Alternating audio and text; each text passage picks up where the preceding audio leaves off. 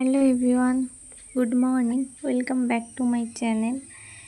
তো আজকে সকাল সকাল ব্লগটা শুরু করছি। আজকে সারাদিন কি করি না করি সেগুলো সব তোমাদের সঙ্গে শেয়ার করব, সঙ্গে থেকো। ফার্স্টে বিছানাটা গুছিয়ে নিলাম। তো গুছিয়ে তখন মা বললো একটু আলুটা ভাজ, তো আলুটা ভেজে নিই। আমার আলু ভাজাও কমপ্লিট হয়ে গেছে। আমি এখন খেয়ে চান করে একটু কলেজ যাব, কলেজে কিছু কাজ আছে। তো খেয়ে রেডি হয়ে বেরিয়ে পড়েছি কলেজ যাওয়ার জন্য। এখন যাচ্ছি গাড়ি ধরে কলেজে যাব, দেখা যাক কখন গাড়ি পাই। তো প্রায় 12টা থেকে বসছি, 12:30 বাজতে যায়, এখনও গাড়ি পাইনি। আজকে আমার সাইডটাই খারাপ, কখন গাড়ি পাবো জানি না। তো দেখি গাড়ি কখন পাই।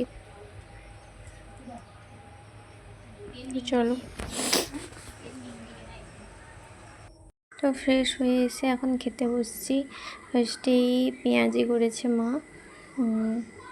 তারপরে এটা হচ্ছে কুমড়ো ছিলকা ভাজা, ভালো লাগে কিন্তু খেতে। তারপরে এটা কি মাছ জানি না, মাছের ঝাল দেওয়া। তো খেয়ে নিই, খেয়ে তারপর কি করি সেটা তোমাদের সঙ্গে শেয়ার করব।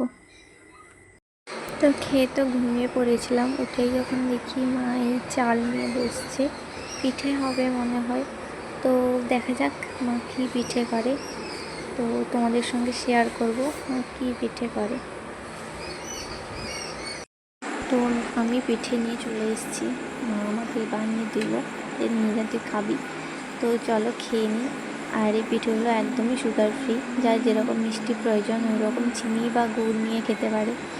তো এগুলো শুধু নারকেল কোড়া আর চালের গুঁড়ি দিয়ে তৈরি হয়। তো চলো খেয়ে নিই।